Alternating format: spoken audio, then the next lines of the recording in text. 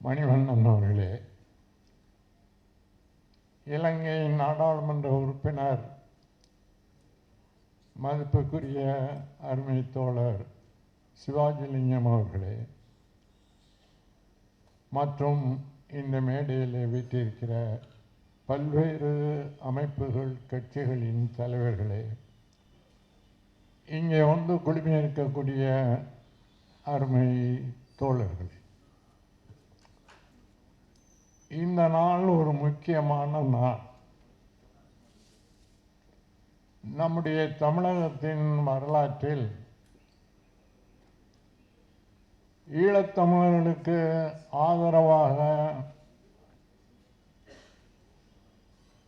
பல்வேறு கட்சிகள் ஒன்றிணைந்தும் தனித்தனியாகவும் கடந்த 30 ஆண்டு காலத்திற்கு மேலாக நாம் குரல் எழுப்பி வருகிறோம், போராடி வந்திருக்கிறோம். ஆனாலும் கூட நம்முடைய இரத்த உறவுகளான ஈழத்தமிழர்களின் பிரச்சனைக்கு விடிவு என்பது நம்முடைய கண்ணுக்கு தெரியவே இல்லை. அந்த அளவுக்கு இந்த பிரச்சனையில் அநீதிக்கு மேல் அநீதி இழைக்கப்பட்டு வருகிறது. ஈழத்தமிழர்களின் விழிகளிலே பெரிய நீரை துடைக்க வேண்டிய கடமை நமக்கு உண்டு. ஆனால் அந்த கடமையை நம்மில் எத்தனை பேர் உணர்ந்திருக்கிறோம் என்பது தெரியவில்லை. 8 கோடி தமிழ் மக்கள் தமிழ்நாட்டிலே வாழ்கிறார்கள். 20 கல் தொலைவில் ஈழத்தமிழர்கள் இலங்கையில் வாழ்கிறார்கள். இடையே மன்னார் வளைகுடா அந்த கடல் நம்மை பிரித்திருக்கிறது தவிர மொழியால், இனத்தால், பண்பாட்டால், வரலாற்றால் எல்லா வகையிலும் நாமும் அவர்களும் ஒன்றுதான். ஆனால் 2009ஆம் ஆண்டில் முள்ளிவாய்க்காலில் நடைபெற்ற படுகொலையை பற்றி எனக்கு முன்னால் பேசிவிட்டு சென்ற தோழர் மகேந்திரன் அவர்கள் உருக்கமாக குறிப்பிட்டார்.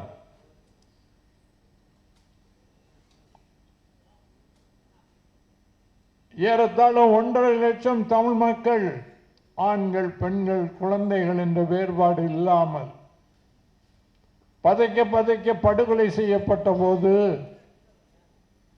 8 கோடி தமிழ் மக்கள் 20 மைலுக்கு அப்பால் தான் வாழ்கிறார்கள். அவர்கள் பொங்கி எழுந்து வந்தால் நம்முடைய நிலை என்ன ஆகும் என்ற அச்சம் சிங்களவனுக்கு வரவில்லை.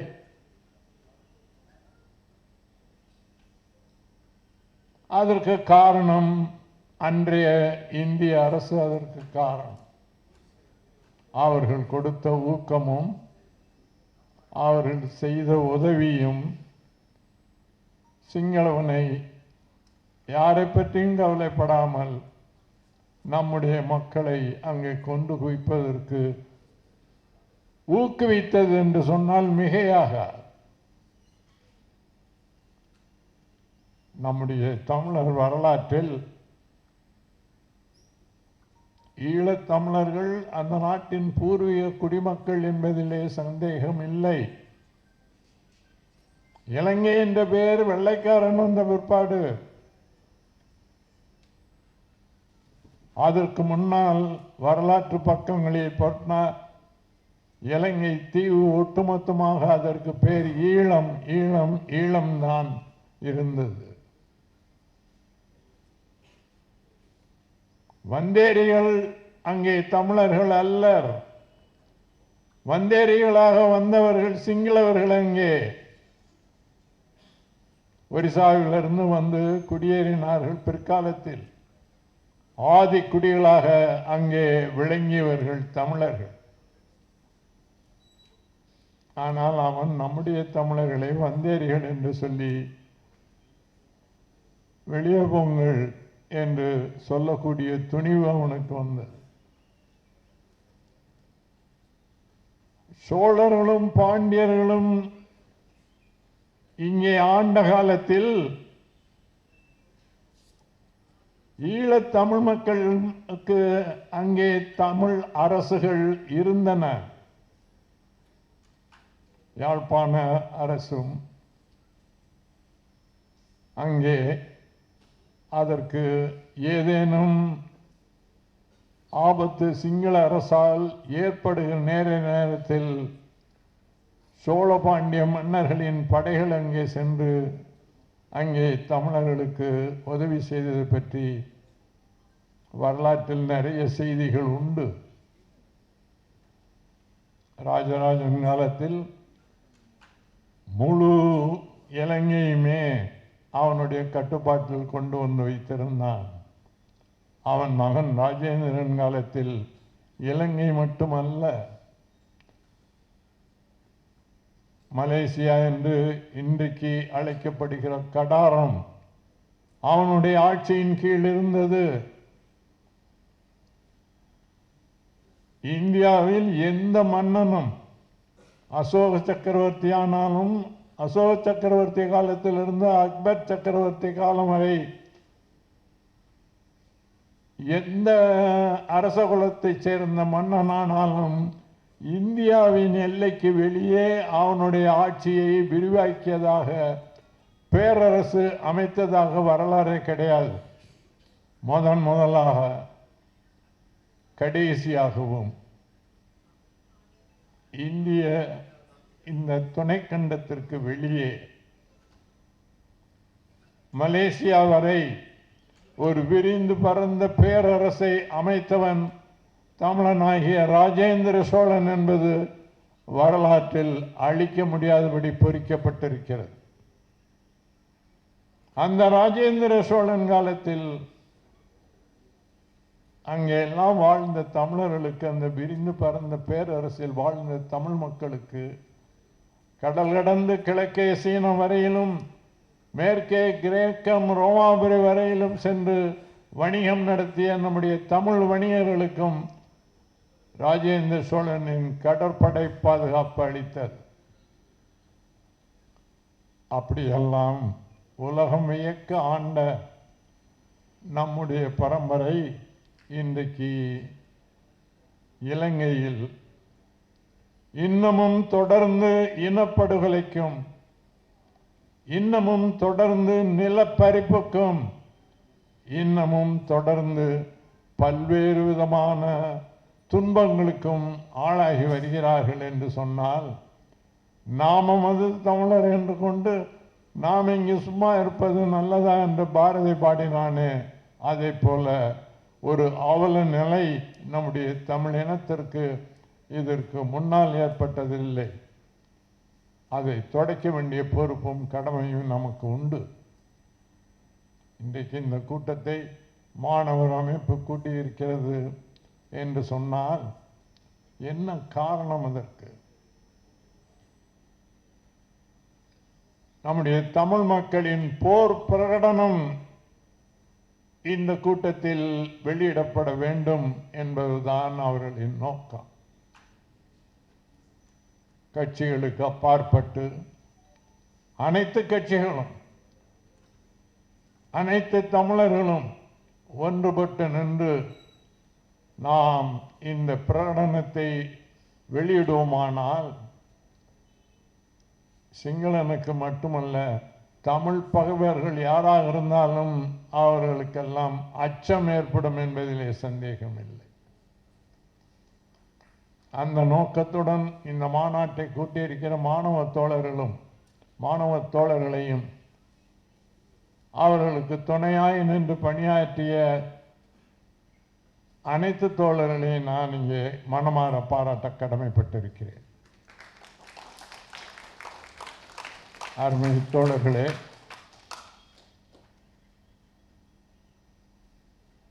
இலங்கையில்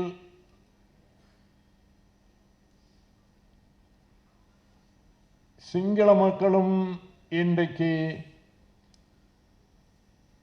கொடூரமான ராஜபக்சேக்களுக்கு எதிராக போர்க்கொடியை வைத்து பதவியில் இருந்து விரட்டி அடித்திருக்கிறார். அவர்களுக்கு இப்போதுதான் உண்மைகள் கொஞ்சம் கொஞ்சமாக புலனாகிக் கொண்டிருக்கின்றன. நம்மையே இந்த பாடுபடுத்திய, நம்மையே சுரண்டிய இந்த ராஜபக்சே கும்பல் அங்கே தமிழ் மக்களை எந்த அளவுக்கு அவர்கள் பாடாய்படுத்தி இருப்பார்கள் என்பதை சிங்கள மக்கள் உணரத் தொடங்கி இருக்கிறார்.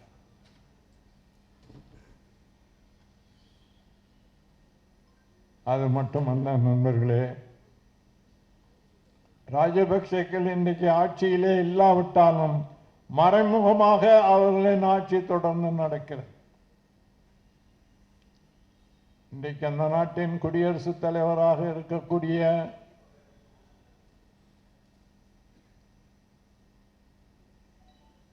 ராஜபக்சே கட்சி தயவிலே தான் அந்த பதவிக்கு வந்திருக்கிறார். காரணம், அவர் ஒருவர் தான் அவர் கட்சியின் சார்பிலே. இவர்களை மீறி அவர் எதுவும் செய்துவிட முடியாது. சிங்கள ஆட்சியாளர்கள் யாரானாலும் சிங்கள இன வெறியும் தமிழர்களுக்கு எதிரான வெறியும் தான் அவர்களை ஆட்டி படைக்கின்றன. ஆகவே ஆட்சி மாறிவிட்டது என்று நாம் மகிழ்ச்சி அடைய முடியாது. அவர்கள் தொடர்ந்து தமிழர்களை இன அழிப்பில் உள்ளாக்கி, இன அழிப்பிற்கு உள்ளாக்கி அவர்களை நாட்டை விட்டே அடையாளம் தெரியாமல் துடைத்துவிட வேண்டும் என்பதிலே தீவிரமாகத்தான் அவர்கள் இருக்கிறார். உலக நாடுகள் இதை வேடிக்கை பார்த்து கொண்டிருக்கின்றன. அருமை நண்பர்களே, எனக்கு முன்னால் பேசிவிட்டு சென்ற தோழர் மகேந்திரன் அவர்கள் ஐநா பட்டயத்தில் சொல்லியிருப்பதை பற்றி இங்கே சொன்னார். ஐநா பட்டயம் என்ன சொல்லுகிறது? உலகில் வாழும் எல்லா தேசிய இனங்களுக்கும் ரைட் ஆஃப் செல்ஃப் டிட்டர்மினேஷன், தங்களை பற்றி முடிவெடுக்கக்கூடிய அந்த உரிமை, சுய நிர்ணய உரிமை, தன்னாட்சி உரிமை உண்டு, அனைத்து தேசிய இனங்களுக்கும் உண்டு என்பது ஐநா பட்டயத்திலே பொறிக்கப்பட்டிருக்கிறது. யுனைடெட் நேஷன்ஸ் என்ற பெயர் ஏன் வைத்தார்கள்? எல்லா தேசிய இனங்களும் ஒன்றுபட்டு நிற்கிற ஒரு அமைப்பு இது. யுனைடெட் நேஷன்ஸ் என்பதற்கு, நேஷன் என்றால் தேசிய இனம். தேசிய இனங்கள் ஒன்றுபட்டு நிற்கிறோம், உலகம் பூராவும் வாழக்கூடிய தேசிய இனம் அத்தனையும் ஒன்றுபட்டு நிற்கிறோம் என்பதை வெளிப்படுவதற்காகத்தான் அது பேரே யுனைடெட் நேஷன்ஸ் என்று வைத்தார்கள்.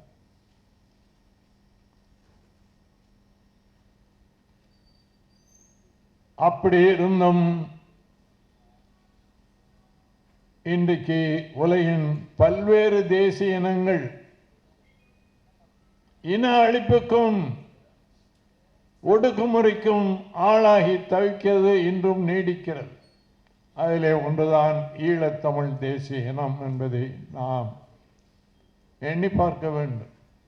அருமை தோழர்களே, பல்வேறு நாடுகள் பல்வேறு தேசிய இனங்களுக்குள், பல்வேறு தேசிய இனங்கள் அங்கே சிக்கிக்கொண்டு இன்னமும் தவிக்கின்றன. பல்வேறு தேசிய இனங்கள் அடக்குமுறைகளுக்கு எதிராக, ஒடுக்குமுறைகளுக்கு எதிராக தங்களுடைய விடுதலை பிரகடனங்களை வெளியிட்டிருக்கிறார்கள். அந்த போராட்டங்களுக்கு உலக நாடுகள் ஆதரவு கொடுத்திருக்கின்றன.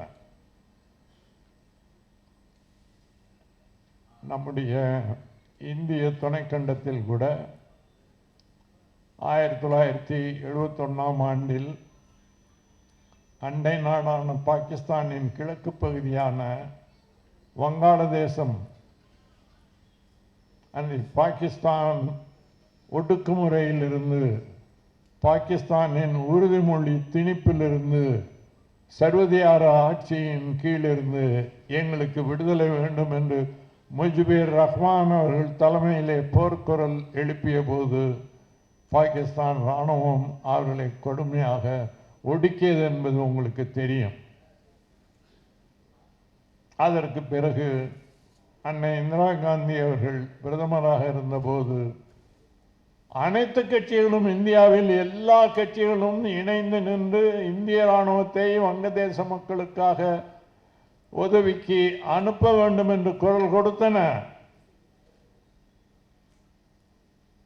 அதற்கு பிறகு இந்திய படை அங்கு சென்றதும், வங்கதேசம் விடுவிக்கப்பட்டதும், சிறையில் அடைக்கப்பட்டிருந்த முஜிபுர் ரஹ்மான் அவர்களை விடுதலை செய்ததும், அதற்கு பிறகு அவர் இந்தியாவுக்கு வந்து பிரதமர் அவர்களுக்கும் மற்றும் அனைத்து கட்சி தலைவர்களுக்கும் நன்றி தெரிவித்து விட்டு அவர் சொந்த தேசம் சென்று குடியரசுத் தலைவர் பதவியை ஏற்றார் என்பதும் வரலாறு.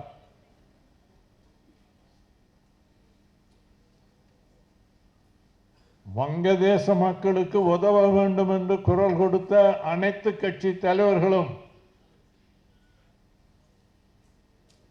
அதே நிலைமையில் போராடி கொண்டிருக்கிற ஈழத் தமிழ் மக்களுக்கு உதவ வேண்டும் என்று ஏன் நினைக்கவில்லை? தயவு செய்து எண்ணி பார்க்க வேண்டும்.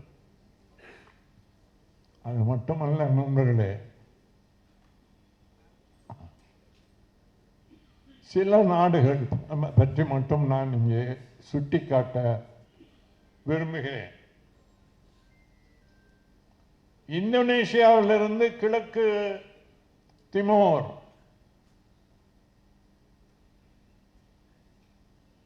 விடுதலை பெறுவதற்கு இதே மாதிரி பிரகடனம் வெளியிட்டு அவர்கள் போராடிய போது உலகம் என்ன செய்தது? 1976ஆம் ஆண்டு கிழக்கு திமோர் அந்த மக்கள் சுதந்திர மக்களாக இருந்தவர்களை இந்தோனேஷியா ஆக்கிரமித்து அடிமைப்படுத்தி ஏறத்தாழ 24 ஆண்டுகள் இந்தோனேஷியாவின் அடக்குமுறைக்கு ஆளாகி 1,80,000 மக்கள் அங்கே உயிரிழந்தார்கள். 1986 தான் முதலாக திமோர் விடுதலை இயக்கம் என்ற பெயரிலே மக்கள் இயக்கம் எழுந்து இந்தோனேஷியாவின் ஆட்சிக்கு எதிராக போராடிய போது அதை ஒடுக்குவதற்கு இந்தோனேஷியாவுக்கு அமெரிக்க இராணுவம் உதவி செய்தது. இதற்கு எதிராக உலகத்தின் பல நாடுகள் குரல் கொடுத்தன. இந்தோனேஷியாவுக்கு பக்கத்தில் இருக்கக்கூடிய பிலிப்பைன்ஸ், ஆஸ்திரேலியா, மேற்கு நாடுகள் எல்லாம் சேர்ந்து ஆதரவு குரல் எழுப்பின. அதற்கு பின்னால் ஐநா பேரவையில் இதற்கான பிரச்சனை எழுப்பப்பட்டது. மேற்கு நாடுகளும் மற்ற நாடுகளும் சேர்ந்து ஆதரவு தந்ததின் விளைவாக அமெரிக்க படைகள் கிழக்கு திமோர் பகுதியில் இருந்து வெளியேறின. அதற்கு பிறகு 1999 ஆகஸ்ட் 30ஆம் தேதி ஐநா மேற்பார்வையில் அங்கே பொது வாக்கெடுப்பு நடத்தப்பட்டது. கிழக்கு திமோர் மக்கள் 90% அதிகமானவர்கள் எங்களுக்கு விடுதலை வேண்டும் என்ற கோரிக்கைக்கு ஆதரவாக வாக்களித்தார்கள். அதற்கு பிறகு ஐநா சபை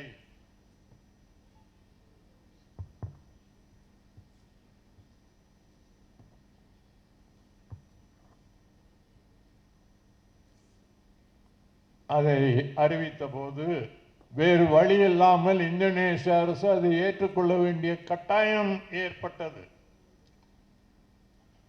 1999ஆம் ஆண்டு அக்டோபர் மாதம் 25ஆம் தேதி ஐநா பாதுகாப்பு குழுவின் செக்யூரிட்டி கவுன்சில் தீர்மானப்படி கிழக்கு திமோரின் இடைக்கால நிர்வாகத்தை ஏற்பதற்கு ஐநா குழு ஒன்று அமைக்கப்பட்டது. அந்த குழு அந்நிய படைகளை எல்லாம் வெளியேற்றி அங்கே பிரச்சனைகளை தீர்த்து புதிய சுதந்திர அரசு அங்கே பதவி ஏற்பதற்கு வழிவகுத்தது என்பது வரலாறு. கிழக்கு திமோர் மக்களுக்கு காட்டிய இந்த உதவியை ஏன் ஈழத்தமிழ் மக்களுக்கு காட்டுவதற்கு ஐநா சபை முன்வரவில்லை என்பதுதான் என்னுடைய கேள்வி. அடுத்த ஒன்று, யூகோஸ்லேவியா உங்களுக்கு தெரியும், ஐரோப்பாவில் உள்ள யூகோஸ்லேவியா அது ஒரு கம்யூனிஸ்ட் நாடாக இருந்தது. அந்த நாட்டில் யூகோஸ்லேவியா என்பது பல்வேறு தேசிய இனங்கள் வாழ்கிற ஒரு கூட்டமைப்பு நாடாக அது திகழ்ந்தது. அந்த நாட்டில் செர்பிய குடியரசு ஒன்று, அந்த செர்பிய குடியரசுக்குள்ளே சுயாட்சி உள்ள ஒரு பகுதியாக கொசோவோ திகழ்ந்தது.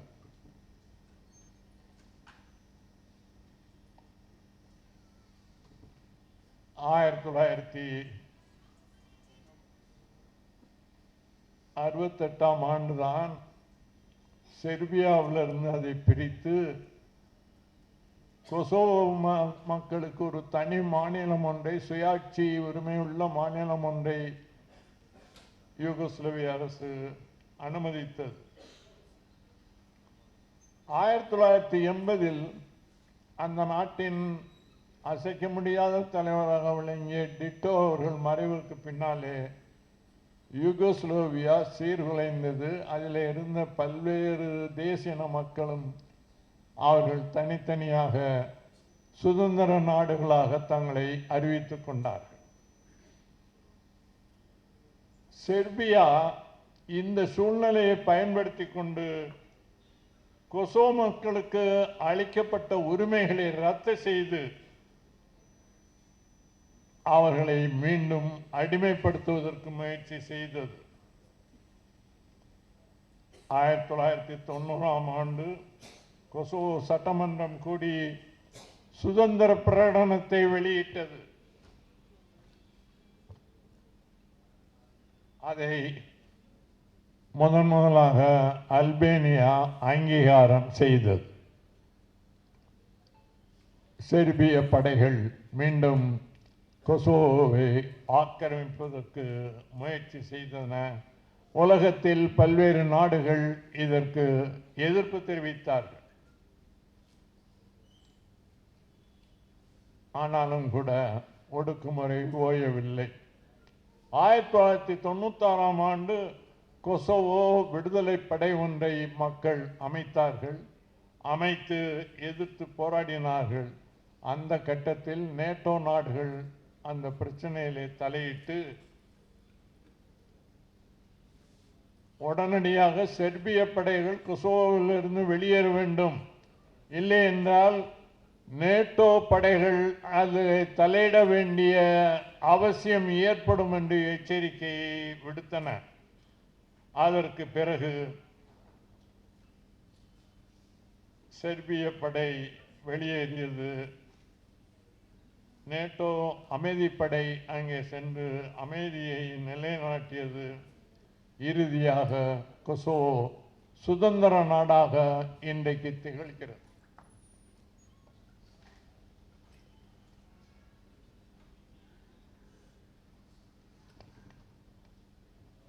இன்னொரு நாடு ஒன்றையும் இங்கே எடுத்துக்காட்டாக காட்ட விரும்புகிறேன்.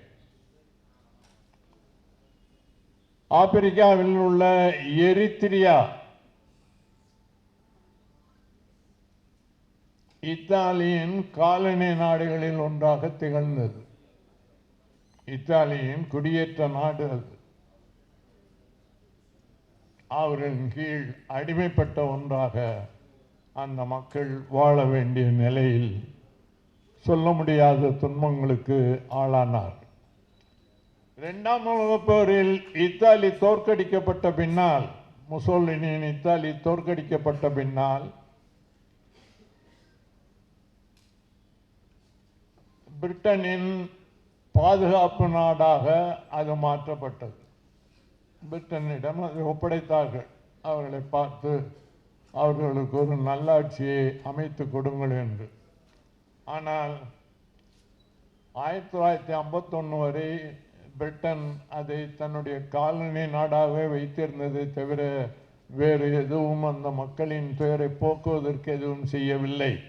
இந்த சூழ்நிலையில் ஐநா பேரவை 1952ஆம் ஆண்டு ஒரு தீர்மானம் நிறைவேற்றி எத்தியோப்பியா கூட்டாட்சியில் எரித்திரியாவை இணைத்து விட்டது.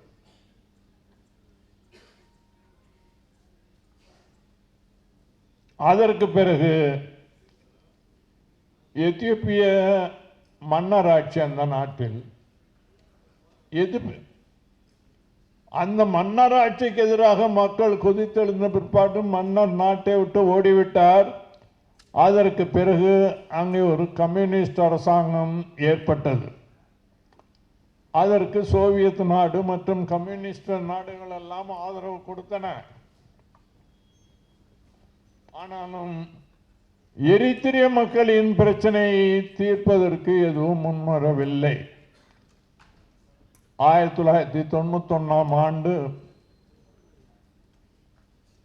எரித்திரிய மக்கள் தங்களுடைய சுதந்திர பிரகடனத்தை வெளியிட்டார்கள். 93ஆம் ஆண்டு ஐநா பேரவையின் மேற்பார்வையில் அங்கு பொது வாக்கெடுப்பு நடத்தப்பட்டது. அதற்கு பிறகு எரித்திரிய மக்கள்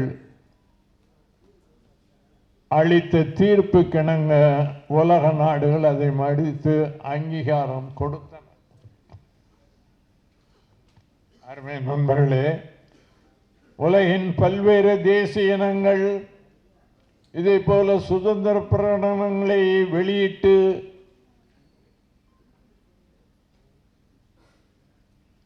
மற்ற நாடுகளின் அங்கீகாரத்தை பெற்றிருக்கிறார்கள். இன்னும் பல பேர், பல தேசிய மக்கள் சுதந்திர பிரகடனம் வெளியிட்டு சுதந்திர நாடான பிறகும் கூட அவர்களை அங்கீகரிப்பதற்கு பல்வேறு நாடுகள் இன்னமும் மறுக்கின்றன. ஐநா பேரவையும் அவர்களை உறுப்பினராக சேர்ப்பதற்கு மறுக்கின்ற நிலைமையும் நீடிக்கிறது. எடுத்துக்காட்டாக ஆர்மேனியா, சைப்ரஸ், வடகொரியா, தென்கொரியா, இஸ்ரேல், பாலஸ்தீனம் போன்ற நாடுகள் தங்களுடைய போராட்டத்தின் விளைவாக சுதந்திர நாடுகளாக ஆன பிற்பாடும் கூட அந்த நாடுகளுக்கு அங்கீகாரம் ஒரு சில நாடுகள் கொடுத்திருக்கின்றன தவிர பெரும்பாலான நாடுகள் கொடுக்கவும் இல்லை. ஐநா பேரவையும் அவர்களை அங்கீகரிக்கவும் இல்லை. இந்த நிலைமை நீடிக்கிறது. எனவே அருமை நண்பர்களே, இன்றைக்கு இருக்கக்கூடிய இந்த சூழ்நிலையில் நம்முடைய தமிழ்நாட்டு மக்கள் ஒன்றுபட்டு நின்று தமிழீழ சுதந்திர பிரகடனத்திற்கு ஆதரவாக நாம் குரல் கொடுப்போமானால் இந்தியாவின் பிற மாநிலங்களிலே வாழக்கூடிய மக்களையும் நம்மோடு இணைத்து கொண்டு ஈழ மக்களின் விடுதலைக்காக குரல் கொடுக்க தூண்ட முடியும்.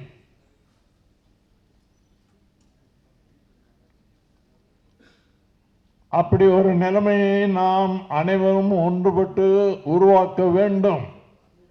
8 கோடி தமிழ் மக்கள் அதற்கு முதலிலே ஒன்றுபட்டு நிற்கிறோம் என்று தெரிந்தாலே இந்தியாவின் பிற மாநில மக்களும் இதற்கு ஆதரவு கொடுப்பதற்கு தயங்க மாட்டார். எல்லோரும் சேர்ந்தால் இந்திய அரசும் அப்புறம் வழிக்கு வரும். அதற்கு பிறகு ஈழ மக்களுக்கு விடிவு பிறப்பதற்கு வழியும் புலப்படும். எனவே அருமை தோழர்களே,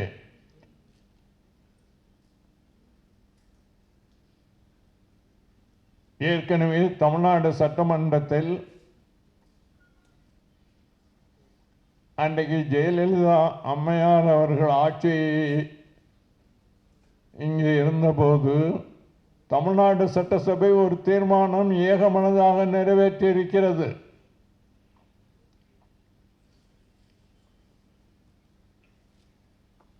ஈழத்தமிழர்களுக்கு நடுவே பொது வாக்கெடுப்பு நடத்தி ஈழத்தில் வாழ்கிற தமிழர்களும் சரி, அகதிகளாக உலகம் பூராவும் பல்வேறு நாடுகளிலே வாழ்ந்து கொண்டிருக்கிற தமிழ் மக்களிடமும் சரி, பொது வாக்கெடுப்பு நடத்தி அவர்கள் விருப்பப்படி ஆட்சியை அமைக்கும் உரிமையை வழங்க வேண்டும் என்ற தீர்மானம் தமிழக சட்டமன்றத்தில் அனைத்து கட்சியினராலும் ஒன்றுபட்டு நிறைவேற்றப்பட்டிருக்கிறது.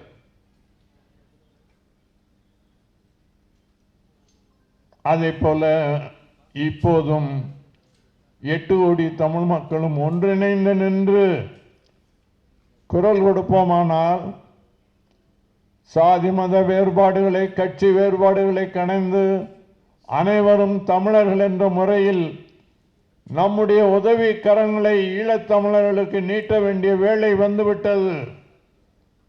அவர்கள் பட்ட துயரம் போதும், படுகின்ற துயரம் போதும். இன்னமும் தொடர்ந்து அவர்கள் இன அழிப்புக்கு ஆளாவதற்கு விடவே கூடாது, அனுமதிக்கவும் கூடாது. அதை நாம் செய்தாக வேண்டிய நோக்கத்தில்தான் மாணவ தோழர்கள் இந்த மாநாட்டை கூட்டியிருக்கிறார்கள். ஆகவே மாணவ தோழர்களின் இந்த வேண்டுகோளை தமிழக மக்கள் ஒன்றுபட்டு ஏற்று நின்று ஈழத்தமிழர்களுக்கு உதவிக்கரங்களை நீட்டுவதற்கு முன்வர வேண்டும் என்ற இந்த மாநாட்டின் நோக்கத்தை நான் இங்கே வழிமொழிந்து என்னுடைய உரையை நிறைவு செய்கிறேன். நன்றி, வணக்கம்.